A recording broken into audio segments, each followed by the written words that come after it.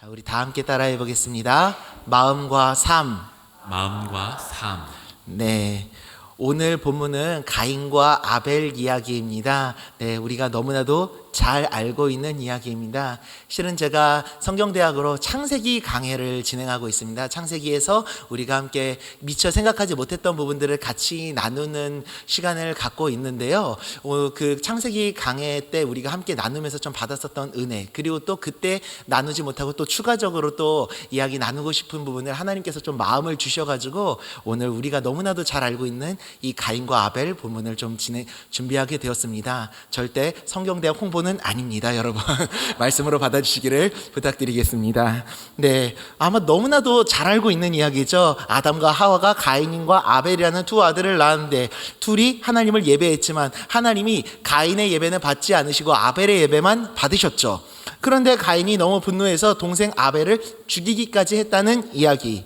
이 이야기에 대해서 우리가 너무나도 잘 알고 있지만 우리가 생각하지 못했던 부분일 수 있어서 몇 가지 부분을 조금 이제 함께 짚고 나누고자 합니다. 자, 여러분, 먼저 혹시 가인과 아벨의 이름의 뜻이 혹시 뭔지 아시나요?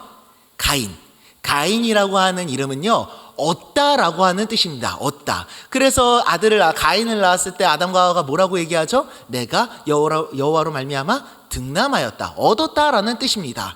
그런데 아벨의 이름은요, 완전히 상반되는 이름입니다. 그 뜻이 뭐냐면은 공허와 허무라고 하는 이름입니다.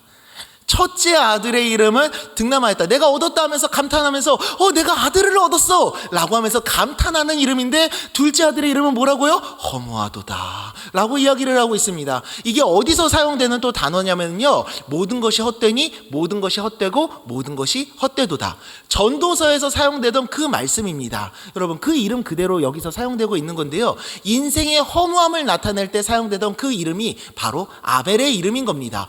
허무하도다라고.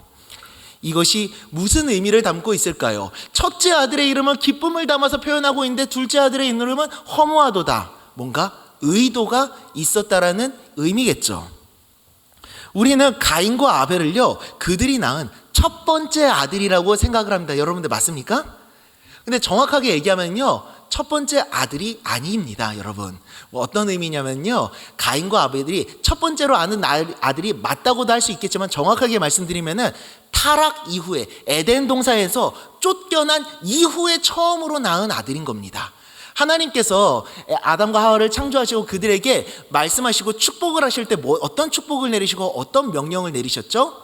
생육하고 번성하여 땅에 충만하라 라고 말씀하십니다. 번성의 축복을 약속하시고 번성의 축복을 명령하셨었습니다. 그러면은 아담과 하와가 그 명령을 받았을 때 그 명령을 지켜나갔었겠죠.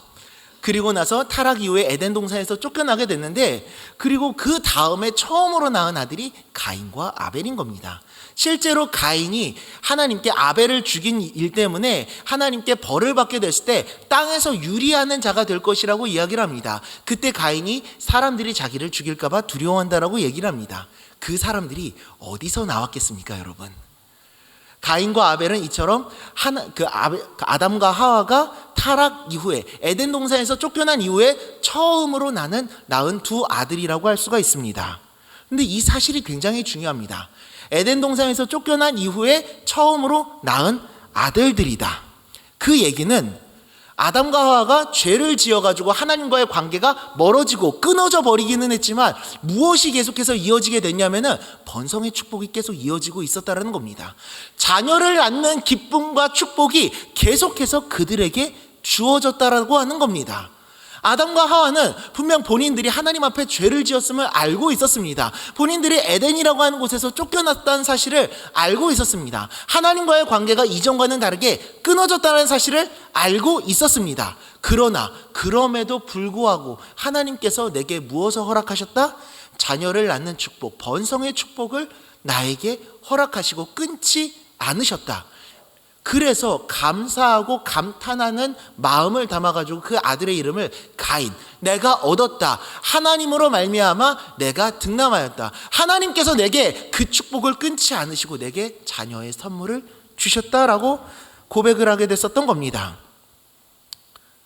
비록 인간이 죄로 인해 죽을 수밖에 없는 공허와 허무의 운명을 담고 있지만, 그래서 둘째 아들의 이름을 아벨이라고 짓게 되기는 했지만, 그럼에도 하나님은 우리에게 여전히 자녀의 축복을 허락하신다, 인간들에게 번성의 축복을 허락하고 계신다 라는 마음을 가인과 아벨이라는 두 아들의 이름에 담아가지고 하나님께 고백을 드리고 있는 겁니다.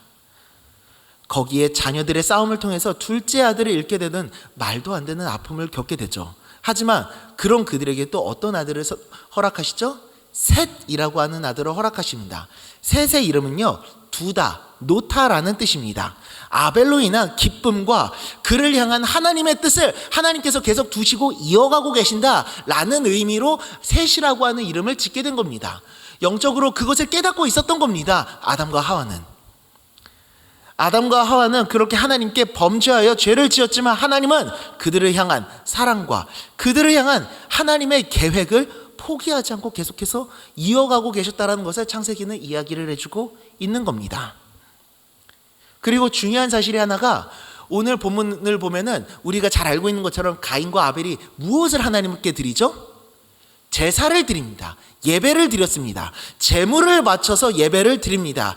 가인의 예배는 받지 않으시고 아벨의 예배는 받으셨다. 그런데 중요한 건 둘 다 하나님께 제물을 바치며 예배를 드렸다라는 겁니다. 누구의 예배는 받으시고 누구의 예배는 받지 않았다, 그 이전에 더 중요한 사실은 예배를 드렸다라는 겁니다.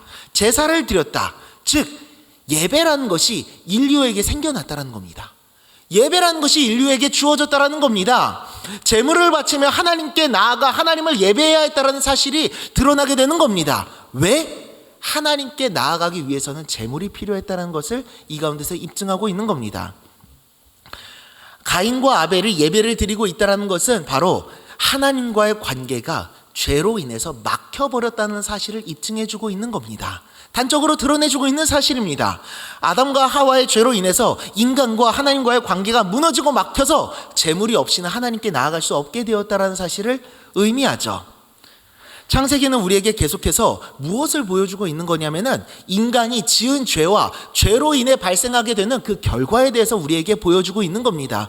하나님과의 관계의 단절, 깨어져 버린 하나님의 형상, 제물이 없이는 하나님께 나아갈 수 없는 우리 인간의 암담하고 처참한 상황에 대해서 보여주고 있는 거죠. 그 깨어진 관계로 인해 가지고 우리 인간들에게 무엇이 찾아왔다?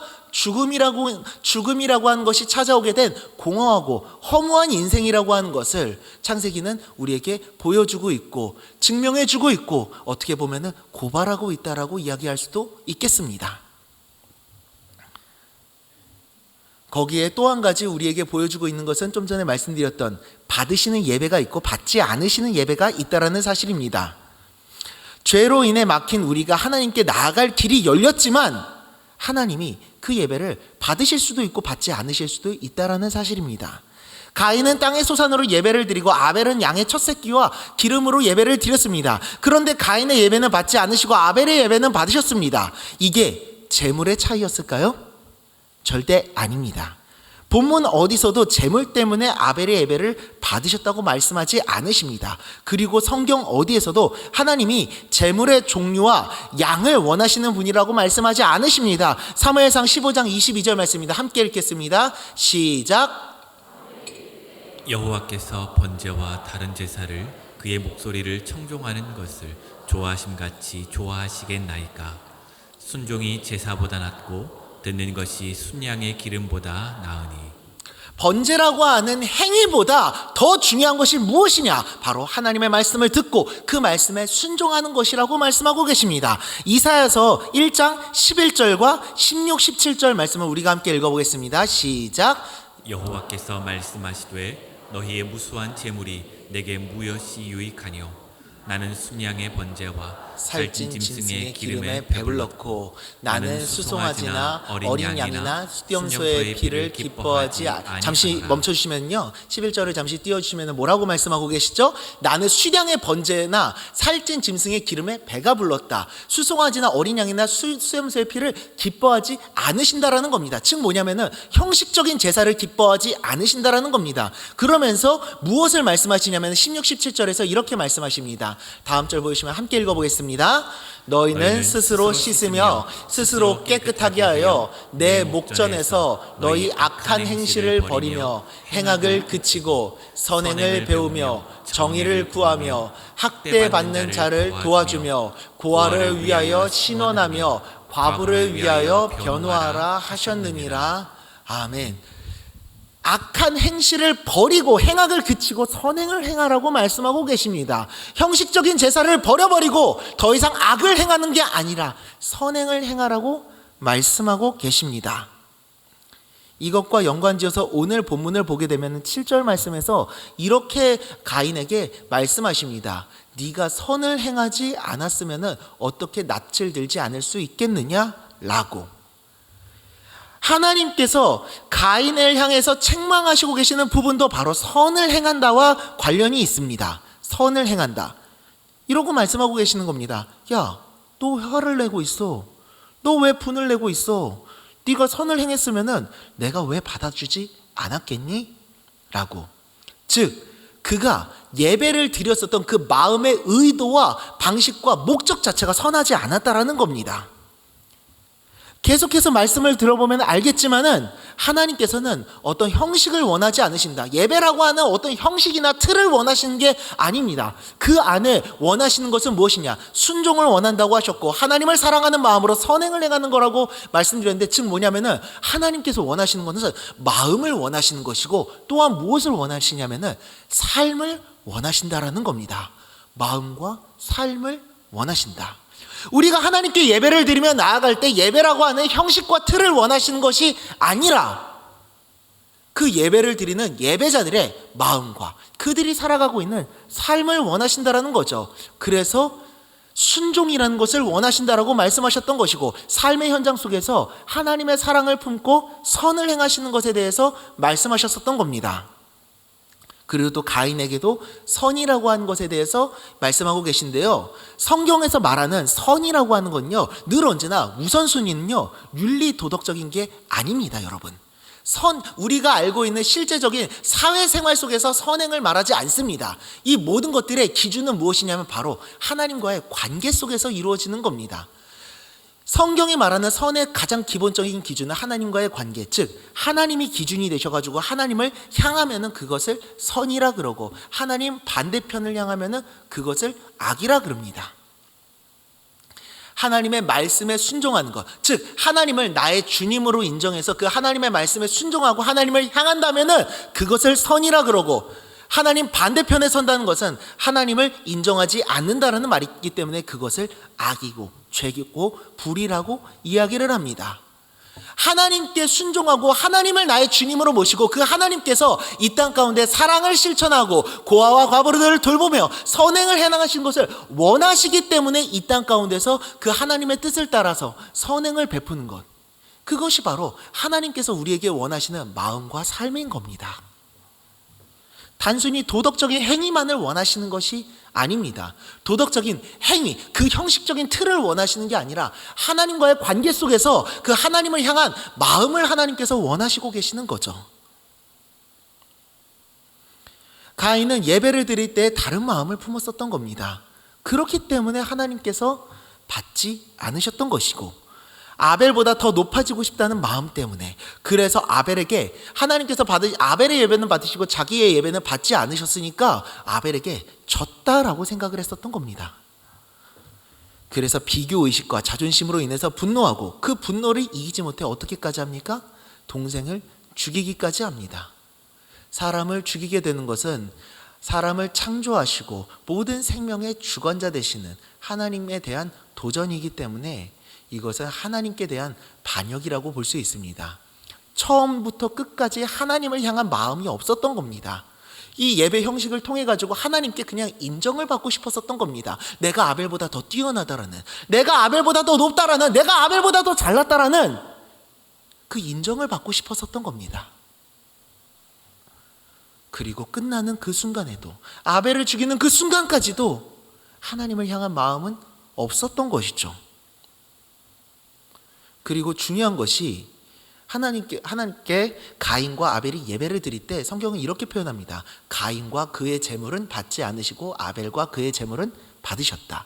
즉 뭐냐면은 우리들은 가인의 재물을 받으셨다에 초점을 봤는데 여기서 더 중요한 말은 가인과 아벨과, 즉 뭐냐면은 하나님은 가인을 받지 않으셨던 것이고 아벨을 받으셨었던 겁니다. 여러분, 재물을 받으셨던, 단순히 재물을 받으시고 받지 않으셨었던 것이 아니라, 당신이 예배라는 형식을 받으시고 받지 않으셨던 것이 아니라 가인을 받지 않으셨던 것이고 아벨을 받으셨던 겁니다. 예배는 우리를 드리는 거잖아요. 나 자신을 드리는 거잖아요. 단순히 선물을 드리는 것이 아니라, 어떤 행사를 올려드리는 것이 아니라 나를 드리며 하나님께 나아가는 거잖아요. 가인의 마음과 그의 삶을 하나님께서 받지 않으셨던 겁니다. 아니, 더 정확하게 이야기하면은 가인을 받으실 수 없으셨던 겁니다. 그의 마음이 이미 하나님을 떠나 있었고 하나님을 향한 마음을 품고 나아가지 않고 있었는데 어떻게 하나님께서 가인의 예배를 받으실 수 있으셨을까요? 자신의 만족과 이익을 채우기 위한 다른 마음을 품고 나아갔으니 하나님께서 가인의 예배를, 가인을 받으실 수가 없으셨던 겁니다. 사랑하는 여러분, 우리는 돌아보아야 됩니다. 우리는 지금 하나님께서 받으실 만한 마음과 하나님께서 받으실 만한 삶을 살아가고 있는지, 하나님과 온전한 관계를 이루어서 아벨처럼 하나님께서 받으실 만한 마음을 품고 삶을 살아가고 있는지, 가인처럼 그 관계가 무너져가지고 받으실 수 없는 마음을 품고 삶을 살아가고 있는 것은 아닌지, 우리들은 우리들의 자신을 돌아보아야 됩니다. 즉 성경은 계속해서 이야기하고 있는 것은 바로 이 부분입니다. 문제는 누구에게 있냐면은 나에게 있다. 문제는 바로 나에게 있다는 겁니다. 하나님께 문제가 있는 게 아니라 나한테 있다. 하나님께 문제가 있는 것이 아니라 우리 인간들에게 있다라는 거죠. 그러나 성경은 그 사실만을 이야기하고 있지 않습니다. 우리에게 계속해서 말씀해 주시는 것이 있습니다. 성경에 보면 이러고 말씀하고 계시죠. 죄가 더한 것에 무엇이 더했다? 은혜가 더하였다라고. 바로 이렇게 문제투성이인 인간들을 향한 하나님 아버지의 마음은 무엇이냐라는 겁니다. 우리가 이렇게 실수투성이고 문제는 우리들한테 있다. 즉 우리가 문제투성이인데 그런 문제투성이인 우리들을 향한 하나님 아버지의 마음은 무엇이냐라는 겁니다. 좀 전에 이야기를 나누었던 것처럼 가인과 아벨이 예배를 드렸습니다. 중요한 건 이렇게 예배를 드릴 수 있도록 하신 분이 누구냐는 겁니다. 바로 하나님이시죠. 인간이 죄로 인해서 하나님과의 관계가 깨어지고 그 사이에 담이 생겼지만 하나님과 이전처럼 자유롭게 교제할 수는 없겠지만 그래도 예배를 통해 하나님께로 나아갈 수 있게 되었다. 즉 하나님께서 우리 인간들과의 교제를 이어나가시기를 원하셨기 때문에 우리들에게 예배라는 것을 허락하셨다라는 겁니다. 담이 생기기는 했지만 하나님께 나아갈 수 있는 방법을 주신 것이고 길을 열어주셨던 겁니다. 재물을 통해서 죄를 해결해서 하나님께 나아갈 수 있는, 심지어 여러분 우리도 지금 재물을 드리면서 예배를 드리고 있잖아요. 우리도 지금 재물을 드리면서 예배를 드리고 있지 않습니까? 헌금을 드렸다고요? 아니요. 찬양을 드렸다고요? 아니요. 그거 말고요. 여러분 진짜 재물을 드렸지 않았습니까? 정확하게 말씀드리겠습니다. 재물이 되신 분이 계시지 않습니까? 바로 예수 그리스도. 예수님께서 십자가에 달려 죽으심으로써 우리를 위한 하나님의 어린 양이 되어주시고 그분이 제물이 되어주시고 그분을 향한 믿음을 가지고 우리들은 오늘도 주님 앞에 나와 하나님을 예배할 수 있게 되지 않았습니까? 에베소서 5장 2절 말씀입니다. 함께 읽겠습니다. 시작. 그리스도께서 너희를 사랑하신 것 같이 너희도 사랑 가운데서 행하라. 그는 우리를 위하여 자신을 버리사 향기로운 제물과 희생 제물로 하나님께 드리셨느니라. 요한일서 2장 2절입니다. 함께 읽겠습니다. 그는 우리 죄를 위한 화목 제물이니 우리만 위할 뿐 아니요 온 세상의 죄를 위하심이라. 아멘. 바로 예수님의 이 피로 인해서 자신을 드리신 예수님께서 제물이 되셨기 때문에 우리는 지금 이렇게 예수님의 이름을 믿음으로 하나님 앞에 나와 예배를 드릴 수 있게 된 겁니다. 즉 받으실 수도 있고 받지 않으실 수도 있지만 하나님은 인간들과의 교제를 포기하지 않으셨었던 겁니다. 우리를 만나기를 원하셨고 계속해서 교제하기를 원하셨고 그 사랑을 이어가기를 원하셨습니다. 이것을 위해서라면은 심지어 뭐까지 하신 겁니까? 자기 생명까지도 바쳐주신 겁니다. 이것을 위해서 자기 생명까지 바쳐야 된다? 내가 죽어야 된다? 그런 거는 상관없다. 부족하지 않다. 나는 아깝지 않다. 너를 다시 만날 수만 있다면은 나는 너를 위해서 무엇이든지 내어줄 수 있다라면서 십자가를 지셨던 것이죠. 그 놀라운 사랑 때문에 우리는 지금 하나님을 예배할 수 있게 된 것입니다. 이것이 바로 우리들을 향한, 우리 문제투성이인 인간들을 향한 하나님 아버지의 마음이라고 오늘 창세기는 우리에게 말씀해 주고 계시는 겁니다. 우리를 포기하지 않으시는, 우리가 예배를 드린다고 하는 것은 그토록 우리를 원하시고 사랑하시는 하나님 아버지께 나아가는 것이죠. 그렇다면 우리들은 생각해 봐야 될 게 있습니다. 하나님께서는 그 길을 열어주셨습니다. 그런데 문제는 우리한테 있다 그랬잖아요. 받으시는 예배가 있고 받지 않으시는 예배가 있다. 우리를 받으실 수도 있고 받지 않으실 수도 있다. 그렇다면은 아벨이 하나님께서 받아주셨었던 이유, 아벨을 하나님께서 받아주셨던 이유는 무엇 때문일까요? 히브리서 기자는 그것을 이것 때문이라고 말씀하고 계십니다. 히브리서 11장 4절과 6절 말씀입니다. 함께 읽겠습니다.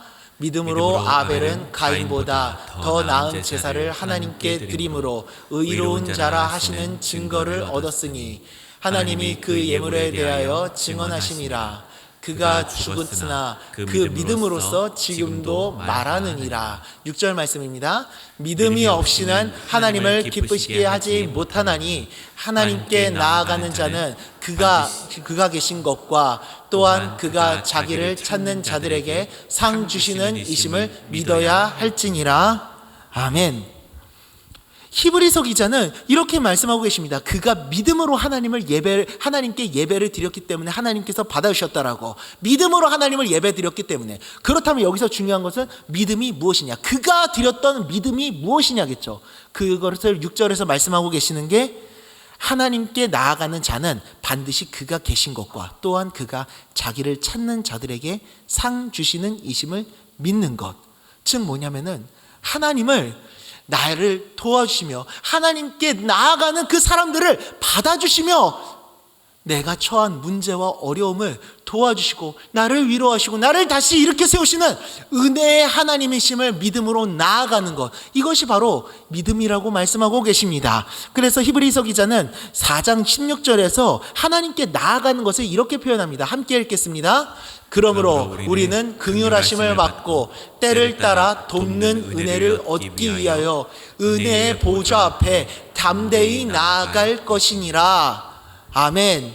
하나님께 나아가는 것을, 예배를 드리는 것을, 하나님의 보좌 앞에 나아가는 것을, 그 보좌를 뭐라고 표현하고 있냐면은 은혜의 보좌, 즉 우리들이 나아가는 것은 하나님의 은혜의 보좌 앞에 나아가는 것이라고 말씀하십니다. 바로 하나님은 나를 늘 언제나 때때로 나에게 때를 따라 돕는 은혜를 허락하시는, 내 모든 삶의 문제와 어려움들을 결코 외면하지 않으시고 내 모든 삶에 지극한 관심을 갖고 계시며 내가 그 삶의 문제와 어려움들과 내 마음을 들고 하나님 앞에 나아갔을 때 그 삶과 마음을 외면하지 않으시고 그런 나를 있는 모습 그대로 받아주시면서 그런 나에게 도움의 은혜를 허락하시는 은혜의 하나님이심을 믿고 하나님께 나아가는 것, 그것이 바로 하나님께 우리가 드려야 될, 하나님께서 기뻐 받으시는 진정한 예배라는 겁니다. 내가 그냥 단순히 하나님 앞에 잘 보여야지, 하나님 앞에 잘 보여야지, 내가 오늘도 깨끗해야지, 맞습니다. 이것도 중요합니다. 그런데 그것보다 더 중요한 것은 하나님을, 은혜의 하나님, 나를 돌봐주시고 나를 사랑해 주시며 나를 도와주시고 내게 은혜를 베풀어 주시는 은혜의 하나님을 믿음으로 나아가 그분의 도우심을 구하고 그분의 은혜로 하루하루 삶을 살아가려고 하는 것, 즉 내 모든 삶을 돌보시는 은혜의 주님이심을 믿고 의지하며 그분 앞에 나아가는 것을 하나님은 기뻐 받으신다라는 겁니다.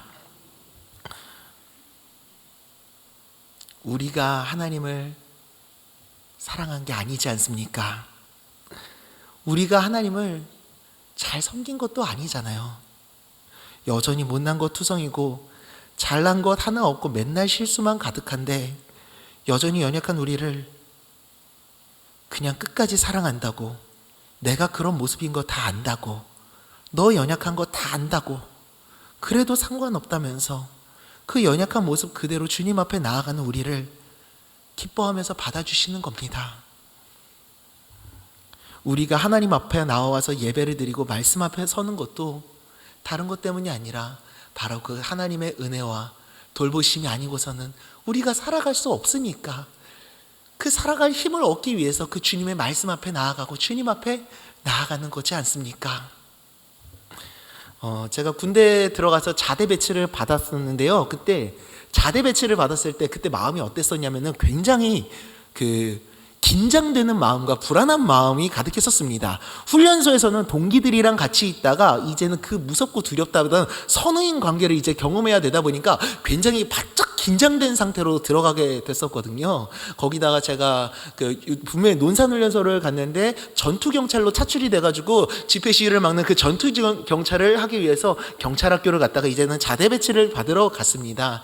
이제 자대 배치를 받으러 갔는데 너무나도 긴장되는 거예요. 그래도 하나님 앞에 기도하고 그래도 하나님 앞에 서원하고 다짐했었던 게 있어가지고, 하나님, 군 생활을 하나님께 올려드리겠습니다, 정말 열심히 살아가겠습니다 하면서 자대에 들어가서도 정말 열심히 생활했었습니다. 다른 동기들보다도 더 2배, 3배는 더 열심히 했었던 것 같아요.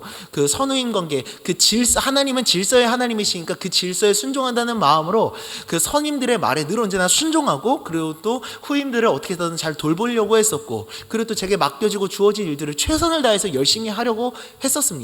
그러니까 선배들도 그렇고 선임들도 그렇고 후임들도 그렇고 굉장히 좋아해 주기는 했었습니다. 그런데 열심히 하다 보니까 저도 모르는 사이에 어떤 마음이 쌓여져 있었더라고요. 바로 부담감과, 그리고 또 저도 모르게 하면서 지쳐있는 마음이 쌓여져 있었던 겁니다.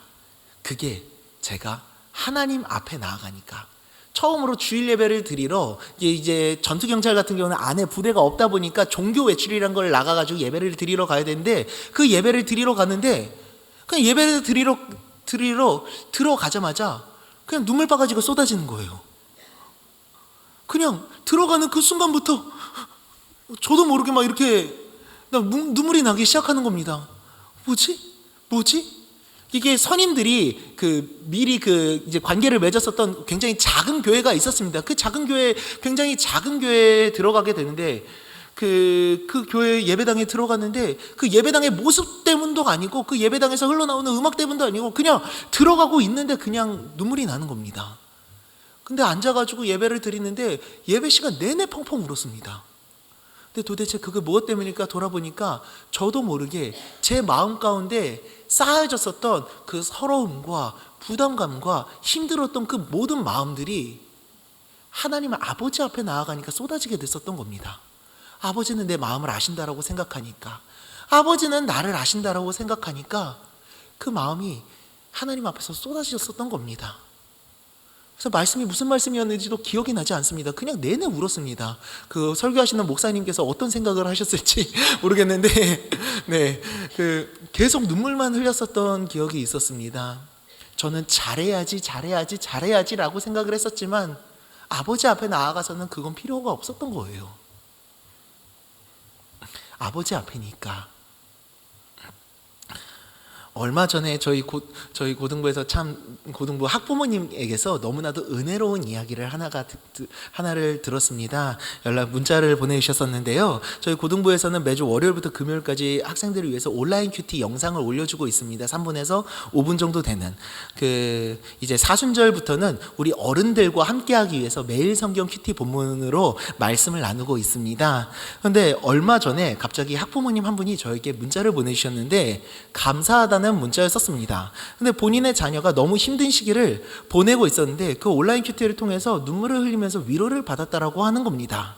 근데 이게 왜 그랬을까? 알고 보니까 얼마 전에 모의고사를 봤는데 그 성적이 마음과 같이 나오지 않았었던 거죠. 너무 힘들었었던 겁니다. 그래서 모든 것들을 자포자기하고 포기하고 싶고 무기력 가운데 빠져 있었다라고 그럽니다. 이 아이가 매일 그 영상을 보던 아이도 아니고, 그러다가 너무 힘들고 그러니까 한번 영상을 봐봤는데, 오랜만에 영상을 한번 봐봤는데 그 영상을 보면서 너무나도 큰 은혜를 받았었던 겁니다. 그날 메시지가 두려움과 관련된 메시지였었는데, 하나님께서 그 메시지를 통해서 내 마음 가운데 두려워하지 말라라는 마음을 주시는 것 같다고 하면서 그 말씀 때문에 힘을 얻었다라고 그럽니다.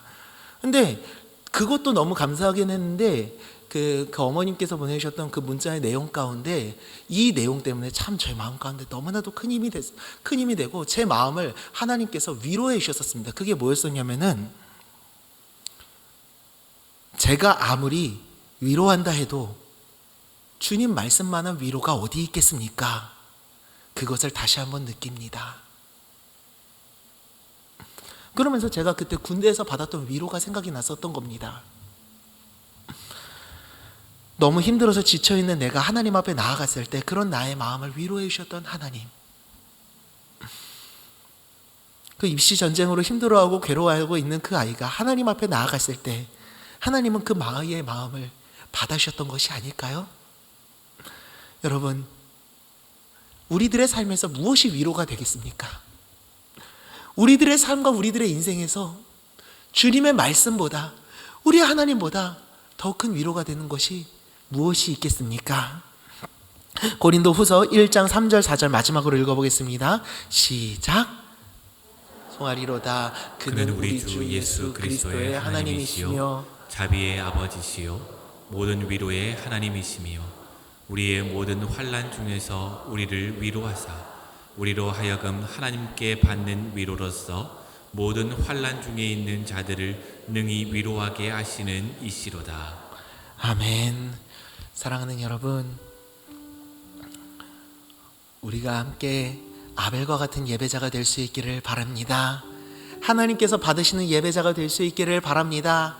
내가 잘해야지, 깨끗해야지, 이런 생각 물론 중요합니다. 하지만 무엇보다도 내 마음을 알아주시고 내 삶을 알아주시는, 누구에게도 말할 수 없이 아픔과 문제를 겪고 있어서 그 문제로 인해서 괴로움을 겪고 있는 내 마음을 아시고 그 마음을 들고 하나님 앞에 나아갈 때 그 마음과 삶을 기쁘게 받아주시는 하나님 앞에 솔직한 마음과 내 솔직한 삶의 모습 그대로 하나님 앞에 나아가는 예배자가 될 수 있기를 바랍니다.